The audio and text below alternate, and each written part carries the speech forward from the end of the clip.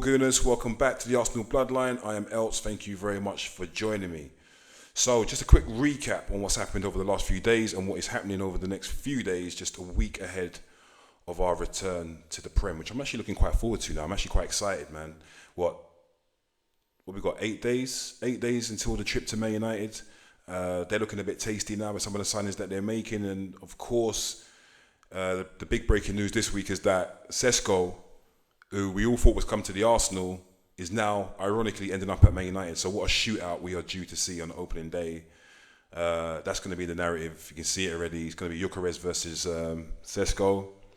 I kind of see it as a bit of a good thing. It will give Gyökerres even more, motivation to hit the ground running. Not that he needed much. I mean, he seems like a pretty tuned in kind of guy. But very interesting. Very interesting. I don't think Man United is going to be the walkover that we all thought they were going to be. Maybe tools. When the fixtures came out, I think we was all kind of like, all right, yeah, we'll do them, but I don't think it'll be that easy. Especially when you consider that, we played them back in April, and it was a way weaker Man United team, and we couldn't do anything with that in that game really. And in the end, we were slightly fortunate to get away with the draw. I remember they had a big chance right at the end, which I think Raya made a great save. So, but yeah, looking forward to the start of the season now. Obviously, we've just lost another game in pre-season to Villarreal, which was disappointing. I was at the Emirates on Wednesday. I didn't go to the game, but I spoke to a few of the fans, and here is a few of their predictions. I'm looking at 3-0. 3-0? Yeah. Okay. Christian? Yeah, I'll say about the same thing. 3-0, 3-1. Okay. That's a good one, isn't it? Good one. 3-1 Arsenal. 3-1? Yeah, That's the popular score so far. That was it, okay. Yeah, I'd say 2-1. 2-1 to the Arsenal. Yes. 4-0 Arsenal. Ooh. 4-1. 4-1. 3-0. 3-0, okay. 3-0 to the Arsenal. 3-0 to the Arsenal. I love that scoreline. I think it's fair to say that the optimism was higher, the confidence was even higher, but we didn't get what we was expecting. I wasn't really that bothered. I got to be honest with you, I can't really get too emotionally invested in pre-season games. I mean, they're for experimenting. It's for fitness, really. That's the crux of pre-season.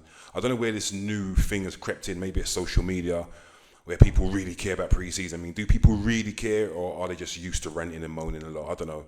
It wasn't a great performance, but it wasn't a terrible performance. I think we started the game well. I've been saying that for every pre-season game. I thought we were zippy in the first 15 minutes or so, but we didn't capitalise, couldn't create many chances, which has been our Achilles heel for the past 6 to 9 months, for whatever reason that is. And then once we ran out of ideas, we kind of went back to status quo, back to sideways, back to over-relying on Saka. He beat his man a good few times, Saka, but generally he was ineffective. I thought Martinelli was actually okay. Believe it or not, I thought he was all right. He beat his man quite a lot. He took on his man. The ball was actually on his side. We were utilising his side for once. And it paid off, although his crossing wasn't great. A lot of it, he was missing Gyökerres a lot. I wasn't impressed with Gyökeres' movement. Done a few nice things. There was a moment where he skipped past a couple of players. Could have gone down, definitely got touched, but for some reason he stayed on his feet. I think he was just so determined to try and get a goal. But other than that, it didn't really do much, really. I thought Ødegaard was good again. I thought Ethan Manieri played well. He was zippy. Had a few shots. He was trying. But generally, the same old story. Didn't test their goalkeeper with anything significant. Saka come inside. Could have crossed it for Gyökerres. Decided to shoot, but it's a bit of a P-roller. Yes, then our Achilles heel, which is basically dominating possession without really testing the goalkeeper, and then conceding one opportunity at the other end and finding ourselves a goal behind. That took place again. You know who scored. Nicola Pepe scored from close range. Couple of mistakes at the back. Raya flapping at the back. It falls to Kivior, who for some reason decides to shield it rather than just get rid of it, and he loses the ball to Pepe, who's got an easy task of putting it into virtually an empty net. They score again through a striker called Young. He's like 2 yards out. He was never going to miss. Again, it came from the left. Raya got a hand to the shot, hits the bar, and then the striker's there to put it into an empty net. I thought it was against the run of play, if I'm being honest with you. But we got back into the game pretty quickly through Ødegaard, who I thought was a shining light. And we got back into it. Second half, we huffed and puffed. Once again, found ourselves at the mercy of another counter, and we found ourselves 3-1 down through Danjuma. And then we got one back through to the really down to the brilliance of Max Dowman, who was brilliant when he came on again. I think he came on with about half an hour to go and lit up the show once again, man. Just on Max Dowman, it's going to be very interesting to see where he figures in this season. He's 15. So what's Arteta going to do with him? Is it just going to be cup games? Because he looks like he's got enough about him to make a real difference in the Prem.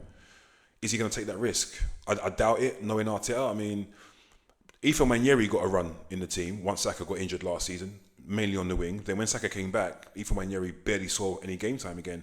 Arteta was bringing him on with like 5 minutes to go when we was losing games and when we needed a winner in games that we were drawing. So it seems unlikely that he will entrust a 15-year-old in the Prem. I just can't see that. But it will certainly be interesting to see just how much game time Max Dowman gets, because, boy, what a talent he looks like, man. Incredible.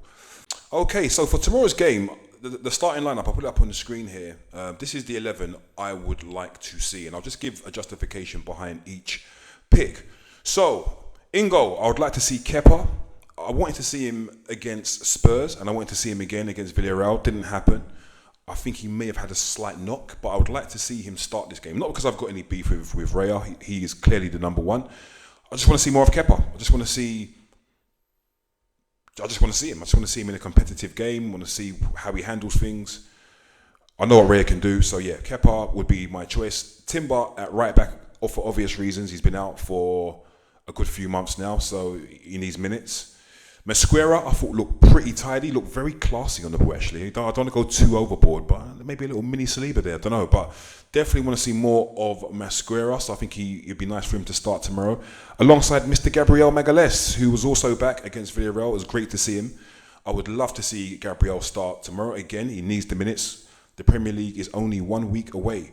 Miles Lewis-Skelly, who I thought was much improved against Villarreal. I think he was a bit dodgy against Spurs. But looked more like his old self. Made a few mistakes, gave the ball away a couple of times, but generally I thought he played pretty decently against Villarreal. Zubimendi, who I've been impressed by in this pre-season, I'd like to see more of him, just because I think it's probably time to start going with the team that you're thinking about starting at Old Trafford. Declan Rice, I think, needs minutes as well. I thought he was all right, looked lively when he came on against Villarreal, so I'd like to see him start. Ødegaard, for the same reason as Zubimendi and Rice, just, again, 1 week to the Prem starts, it's probably good now to get the starting 11, get them some minutes in the legs. And I think he's actually looked quite good, Ødegaard. He looked like he looks maybe like he's revitalised in this pre-season. So, he scored 2 good penalties. And yeah, I want to see him start. Saka, again, because I just get minutes in the legs. Didn't have his greatest game against Villarreal. But yeah, I think it's worth just starting him and then bringing him off, bringing on Max Dowman or Ethan Nwaneri later on in the game. Gyökerres must start. Looks like he needs minutes. Doesn't look fit to me at all. So yeah, that's a no-brainer for me. And Noni, who we got our first glimpse of, I thought he was actually quite decent against Villarreal when he came on. Didn't have too many moments, but there was signs. There were signs that he could be quite useful on the left-hand side, which I think that's where he will be playing this season. So yeah, if he can get a start, that would be very, very good. I'll be looking forward to that. And yeah, there we go. That's my team for tomorrow. Let me know your team in the comments below. It'd be interesting to get people's perspectives on that. Right, aside from tomorrow's game, I think now it's just a case of waiting for the season to start and also waiting for some highly anticipated signings to come in. I still think we're 2 players short. I really do. That might sound a little dramatic, but I just look at that left-hand side and it's struggling. It needs water. That plant is dying over there. And I don't understand why we're so loyal to Martinelli. I don't get it. And I'm not trying to just single out Martinelli. The left-hand side as a whole is a mess. There's very little danger.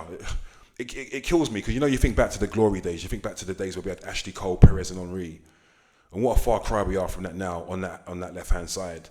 It needs watering. Those plants need watering, man. Martinelli is not going to be enough. So I'm waiting for Eze to come through the door. For me, that's 50-50 whether it happens. I really don't know if we're going to get that deal done. It doesn't look like it'll get done before the season now. Obviously, there's rumours about Rodrigo that Arsenal made an offer for a loan, which will be an obligation to buy next summer at €80. That makes sense if we're going to go and get Eze. It frees up the money for Eze. But yeah, let's see what happens there. Also, regarding the outgoings, been very slow in terms of who's leaving. And I get a feeling that all our outgoings will take place probably in the last few days of the window, which again is a little bit frustrating. When it comes to business, Arsenal, we don't move like other teams. Other clubs get business done, ins and outs. With us, everything just seems so slow. Like, why don't we get any Saudi teams coming in for our players? Why don't we get anyone coming in for our players? Why don't we get any meaty offers? like Liverpool do, like Chelsea do, like Man United do, like City do. But when it comes to Arsenal, we get like little measly offers, and then it takes so long for departures to happen. So, you know, a couple of weeks ago I did a video and I mentioned Jesus. There was rumours about him going to Flamengo. What's happened with that? It's just gone quiet. It's really strange when it comes to Arsenal. But yeah, let's hope we can get some outgoings. Zinchenko, I imagine, won't be here. Trossard looks like he might be out the door. Reece Nelson, I don't expect to be here come the start of the season. And there was rumours about Ødegaard making a bid for Vieira. Again, what's happened to this bid? So we'll see what happens with regards to the outgoings. We shall see. Anyway, guys, thank you for tuning in. This is a quick recap for the last few days and what is laying ahead for the Arsenal. Just 1 week to go now till the Premier League starts. I'm actually buzzing a little bit now. I can't wait for the first game against Leeds at the Emirates. Can't wait. It's going to be great. I've actually missed Arsenal a little bit. Which I didn't think I'd be saying come the end of the season. I was pretty fed up. But yeah, glad to be back. Glad to be in and around the Emirates in the last few weeks. And yeah, more content to come. So keep your eyes peeled. Thank you for watching. Please do not forget to subscribe, like, and share. I'm Elts for Arsenal Bloodline, and I'm out. Peace.